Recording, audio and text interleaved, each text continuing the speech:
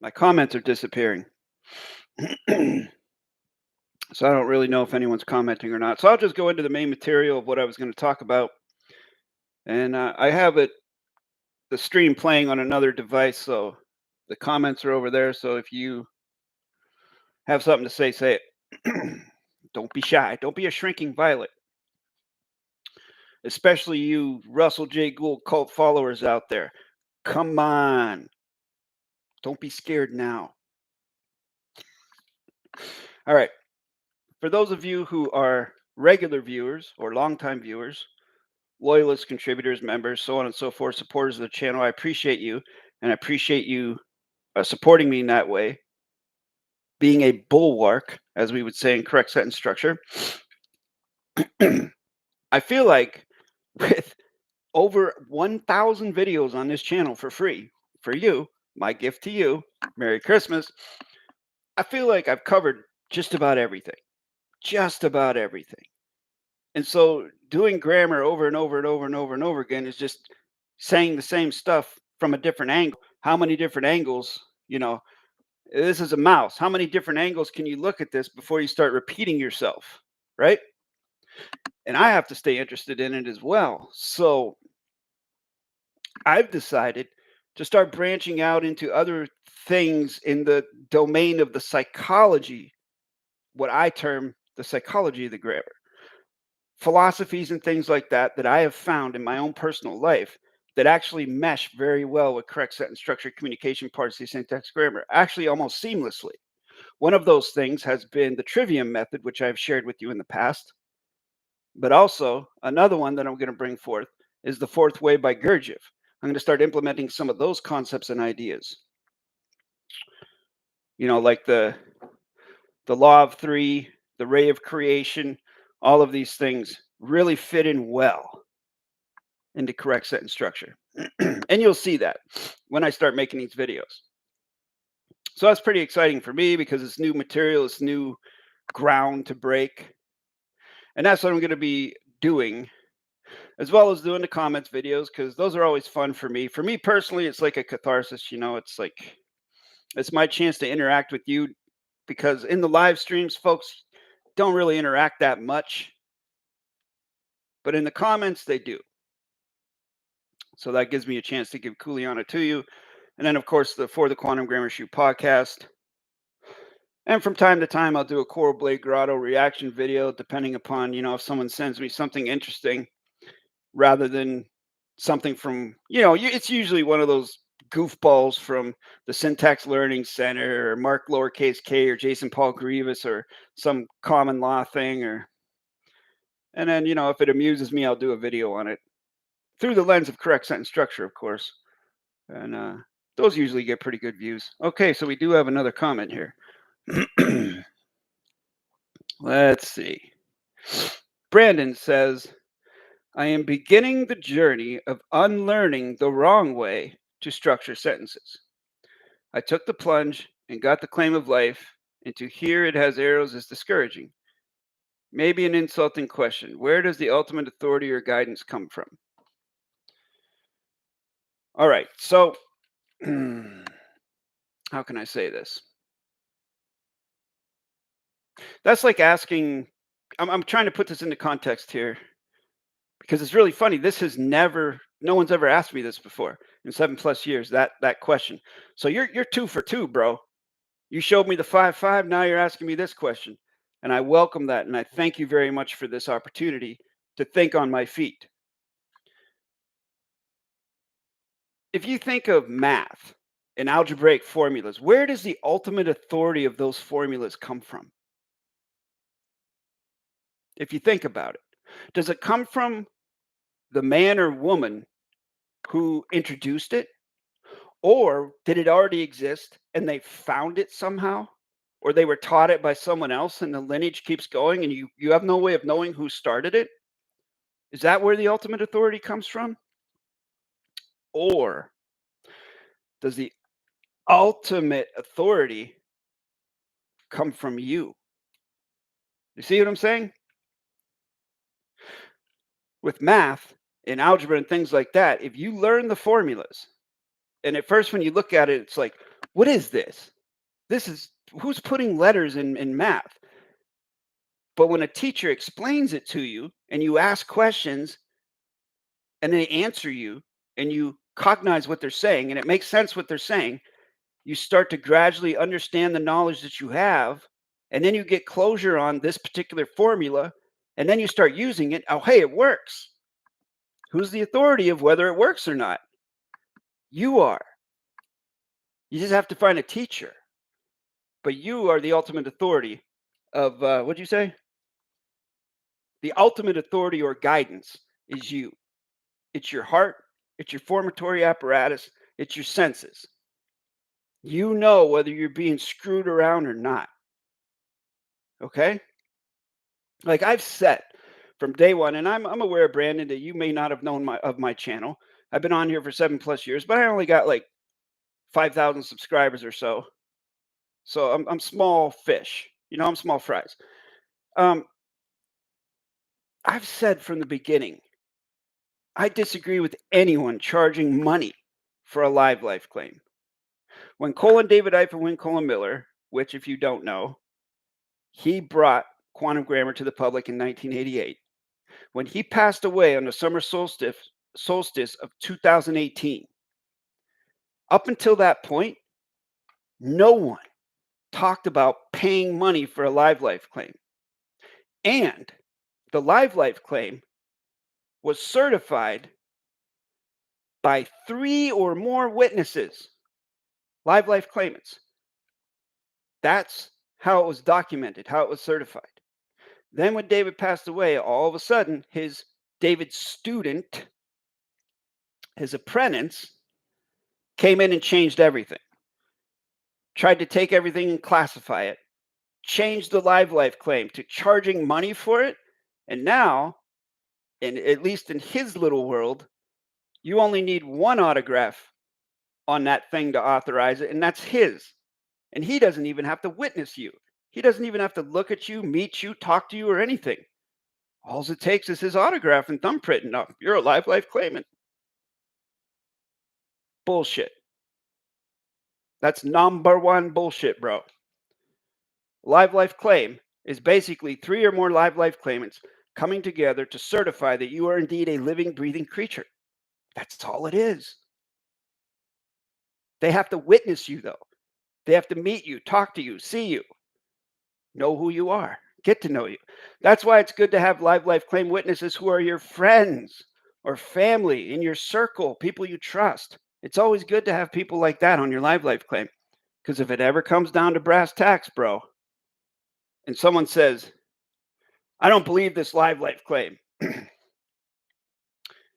Well, that's why your witnesses are there, because your witnesses can step forward and say, hey, Brandon is a living, breathing creature. He's a live life claimant. I'm a witness to him. And they certify you in that way. If you got your live life claim from Russell J. Gould and his name is in the copyright copy claim section of your live life claim, then he is the authority of your live life claim, not you. Do you think they're going to call Russell if it comes down to it and you're in a foreign vessel in dry dock under duress and they call Russell and say, is Brandon a live life claimant? What's he look like? What color are his eyes? How old is he? How tall is he? They're not going to know. I mean, Russell's not going to know because he never met you. Do you see what I'm saying? So I'm glad you asked that question. And as far as guidance goes, it's up to you to vet who you want your guide to be. Again, Brandon, I have over 1,000 free videos on this channel. The most important thing is to learn the grammar if you're interested in this.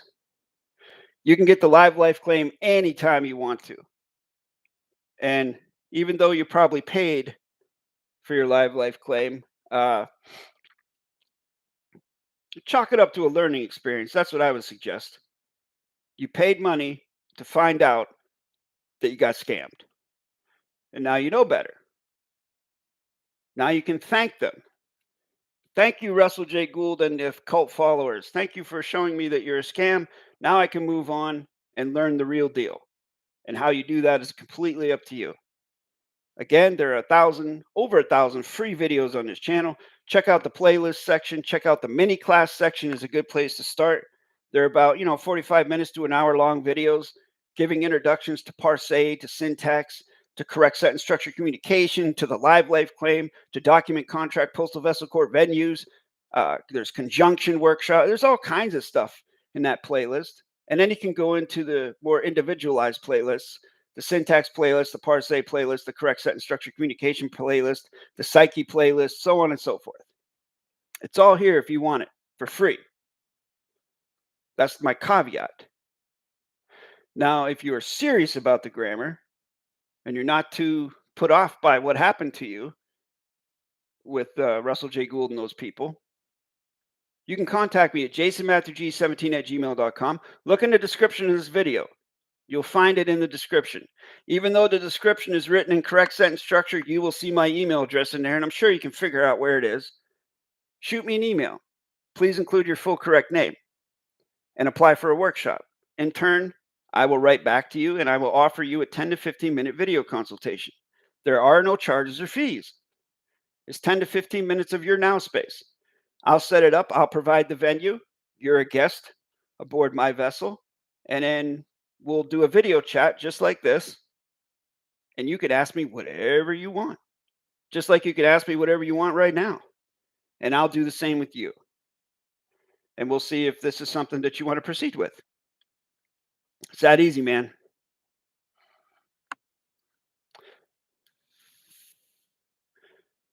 Absolutely. Thank you for that. Can you provide closure on the statement that courts are closed?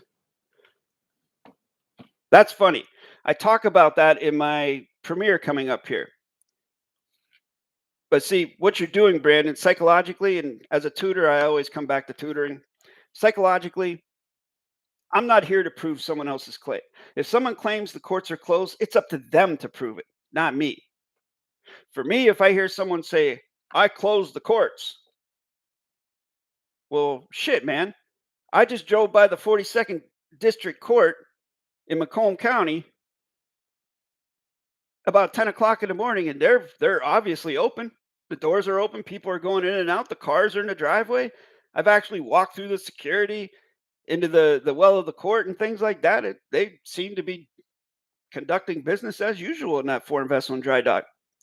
So if someone's claiming that courts are closed, it's up to them to prove it, not me. Because I see no proof of that. I've never seen proof of that. The only time courts are closed are what? On Saturdays and Sundays and holidays, right? Just like, actually, no, the post office is open on Saturdays now. But yeah, courts are closed. If you go to a court at 3 o'clock in the morning, it's closed. Sure. So maybe Russell's talking about that. He closed them from 5 o'clock until 9 o'clock in the morning.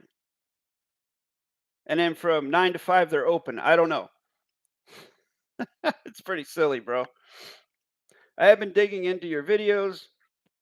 I also just signed up for the Syntax Learning Center before I found because I was tired of waiting. Well, all I can say is good luck with that. I wish you well. And I can also say that I do get a lot of folks over the years from that neck of the woods who get fed up with the way they're treated or the way they're not treated. I've had people contact me saying that they've sent money for this, that, or the third, and they get ripped off. They don't get what they paid for. Or they'll ask a simple question like, they'll ask, what is an adverb? And then whoever the tutor is over there, Joey John Lester or Gordon Michael Schiller or Muriel Meta Biggs or whoever the hell it is will get mad at them and tell them they need to study more, which is a very good vetting process. If you ask your tutor questions and they get mad at you, they don't know what the hell they're talking about. I've been doing this for 7+ years. I've taught hundreds of people all over the earth. Never once have I ever yelled at anybody or chastised them for not being smart enough. That's ridiculous to me. As a tutor, that's just goofy. That's the sign of someone who doesn't know what they're talking about.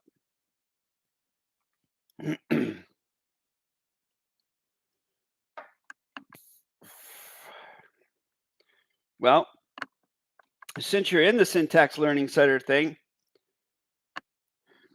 if you want to have fun, and I never tell anybody what to do, all right? I'm not here to tell you what you should or shouldn't do. That's presumption and assumption, and that's actually a trespass. But what I can do is I can suggest something that might be fun if you have sort of a confrontational type of personality, not in a bad way, but just to confront someone about something. Bring up my name and see what they say about me. They literally hate me over there. They cannot stand me. I have email after email from all different members of that place since 2017, threatening me with physical harm, threatening me with military court-martials, that I'm going to go to jail. But then on the other hand, they would send me emails asking me grammar questions, and I would answer them. It's really funny. The icing on the cake is when Sergeant Robert Horton contacted me and asked me to audit and look over Joey John Lester's grammar program for the Syntax Learning Center. And he wanted me to do it for free, for nothing. It's like, bro, I told him, I said, Sergeant Robert Horton, if you want to learn the grammar, I'll give you a workshop. I offered him a free workshop. I said, be glad to teach you.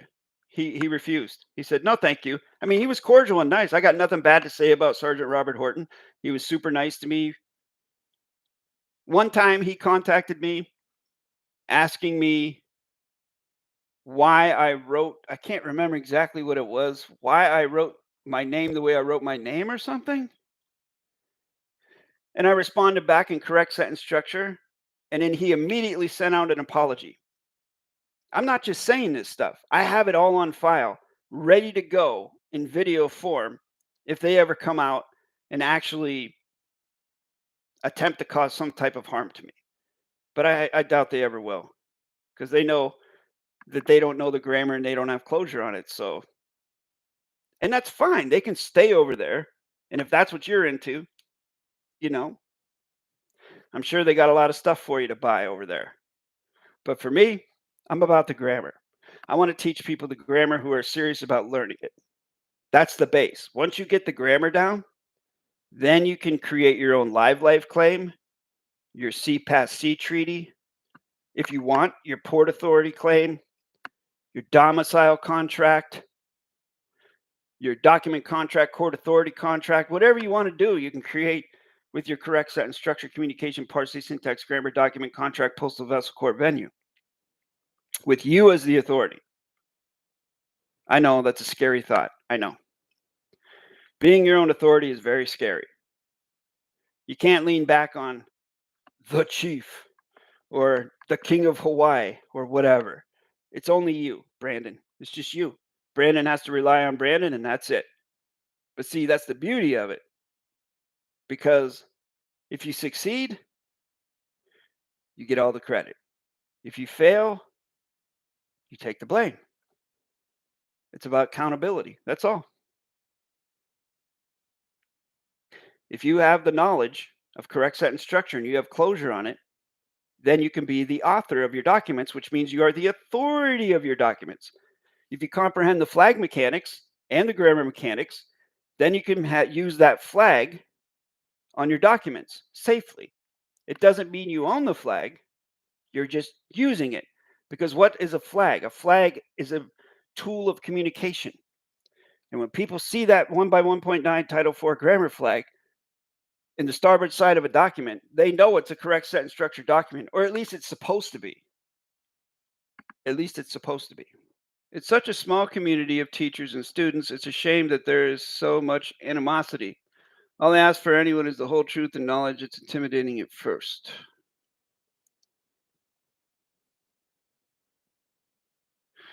Well, I honor your personal opinion on that you think it's a shame that there's excuse me, a shame that there's animosity. But for me, it doesn't matter to me one way or the other. It doesn't affect what I do in my day-to-day life. What people choose to do, I've let go of that a long time ago. I used to have the mentality back in 2016, back in 2017, that we should all work together. We got to stick together. I think that's another bullshit psyop. There is no such thing as sticking together, especially when there are egos involved. I have tried to work with groups and communities, but it never works out because someone always wants to be in charge. Always, always, always, always, always. I don't work that way. Like in my construct as a teacher, yeah, I'm in charge. Of course I am. But if I do contract with someone, like correct sentence structure contract with someone, with like, say, my good friend, brother, and student, Ricardo, Marseille, we're equals in that contract. No one's the boss. When it comes to the grammar and teaching and stuff, of course, that's my ballywick. But then again, when it comes to my tutor, Raven Farhad Tohidi Afared, he's the boss when it comes to the grammar. And I yield to that because I have honor and grace for that contract. But if we contract on something else, like a dictionary or anything else like that we work on, we're equals. Rule 1, rule equal. There is no boss. Do you see what I'm saying? So that's why I don't have animosity for anybody like that. Not at all. To put it mildly, it doesn't affect me. To put it to the extreme, I don't care. It doesn't matter to me what they do. It's their choice. And that's another thing about psychology. If you're an adult, you have an adult mind, you make your choice. I don't feel bad if you make the wrong choice if you chose to do that. That's up to you. If I make a wrong choice and I get harmed because of it, that's on me. I'm going to repeat that because I think an ad just popped up.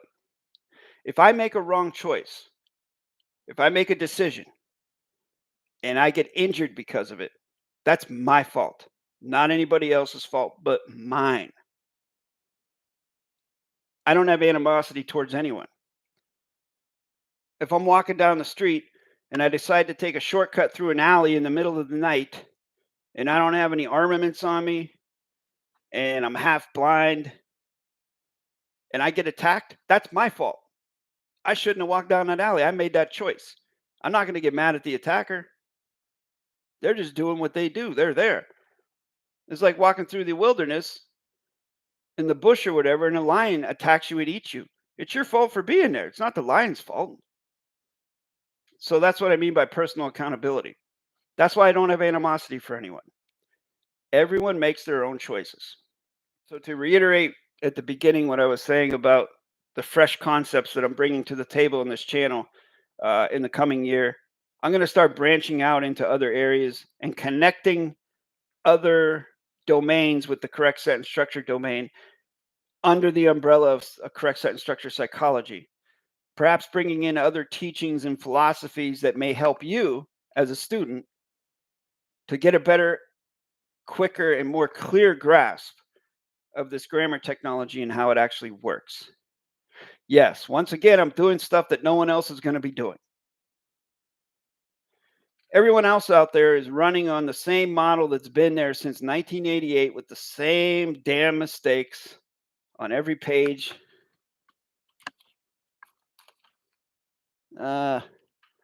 I thought I had David's book out, but I don't have it out. There are mistakes on every single page of David Wynn Miller's book, which I personally bought from him in 2017.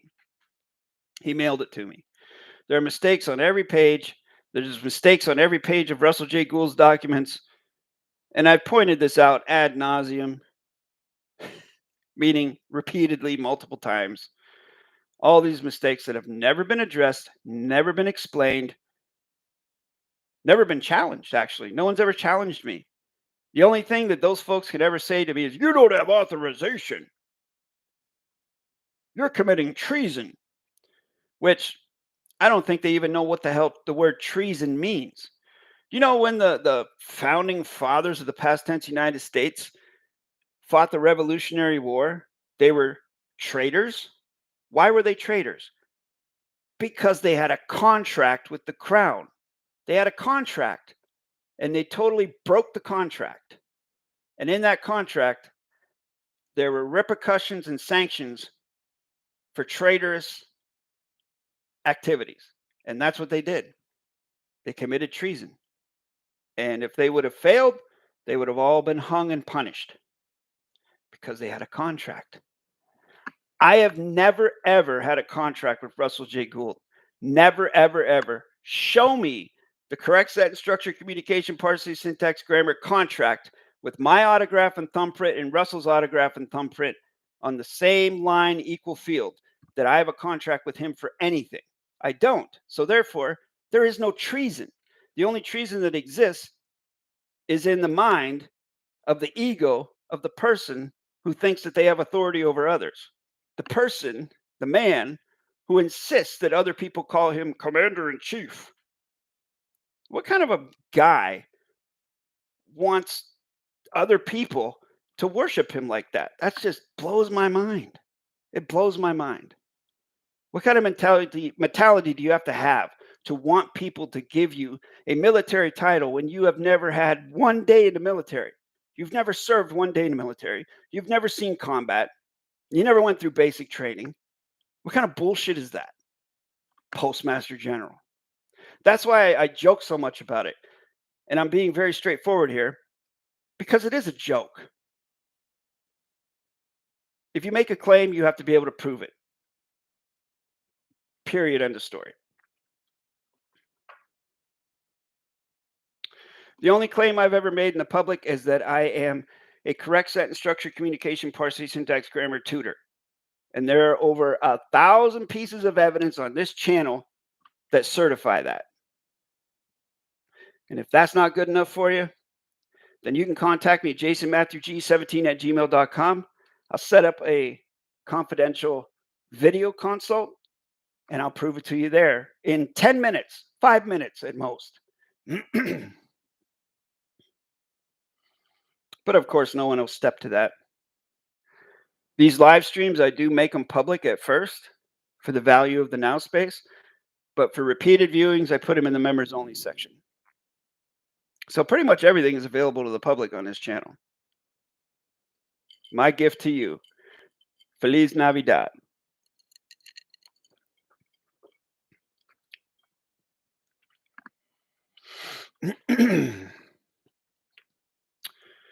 All right, we got about 10 or 12 viewers here, but we only have 2 commenters. Anybody have any questions before I sign off here? We've gone about 40 minutes.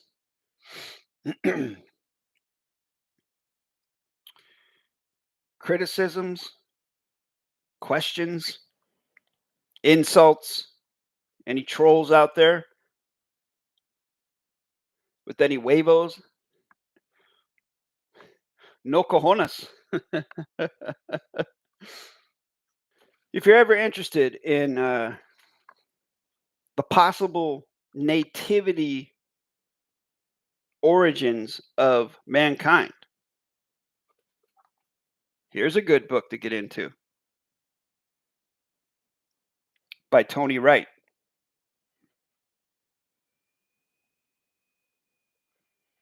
Some good stuff in there if you want.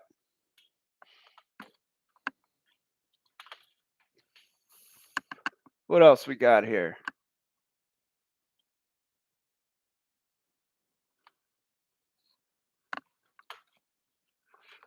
Here's something that's really fun. All right. Check this out.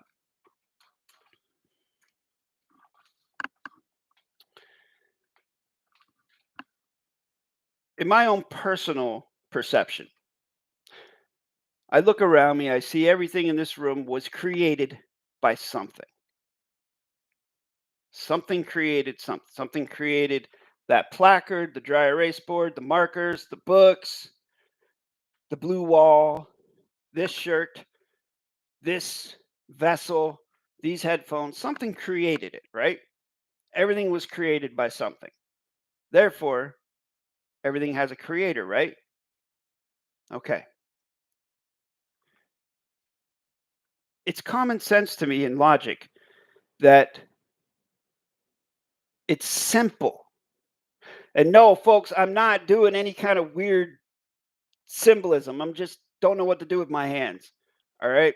So I better stop that before somebody starts getting their panties in a bunch. The simpler things are, the closer to pure creation you are. Even something that appears to be complicated, like quantum grammar, is actually very simple. It's just that you don't yet possess the knowledge to realize it's so simple. Like I did when I first learned it. I thought it was so complicated. And then all of a sudden, boom, I had the light bulb moment and I realized how simple it was. The more complicated something is, the further away from the creator it is. And the more room for treachery exists, the more room for malicious manipulation exists. Look at this book.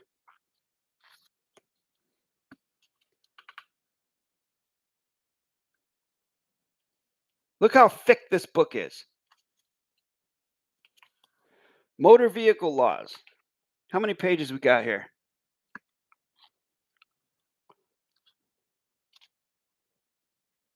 Almost 2,000 pages in here. Very small print.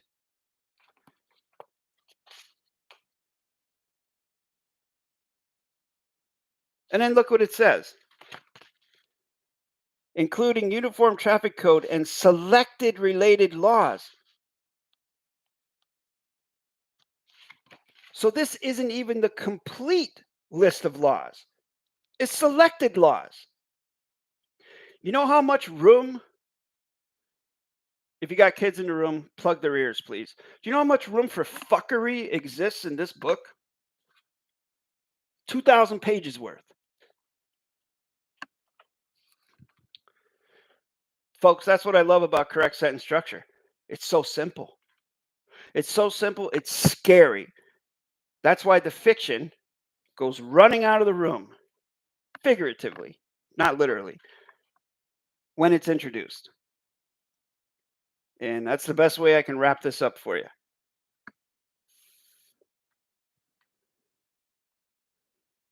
Hello, HTX man. Welcome in. Hope you catch the next one because I'm drawing this one to a close. If you want to see a really cool video, a real spicy video, where I deal with a Russell J. Gould troll, come back around 23:11 tonight, Eastern Standard, and check out my For the Clarity and Closure of the Viewers' Comments 95. That will be premiering at 23:1100 hours.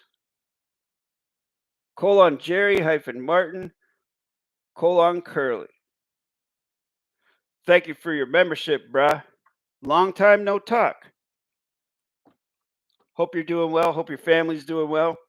If you celebrate Christmas, Merry Christmas to you. If you don't, Happy Holidays. Blessings to you and your lovely family. And I hope you're doing good. I haven't seen very many of your drone videos up, which, I don't know, maybe you're taking to heart that TikTok's going to be taken down on January 19th, and maybe you ought to create a YouTube channel to post up all your beautiful drone videos, because I really enjoy those.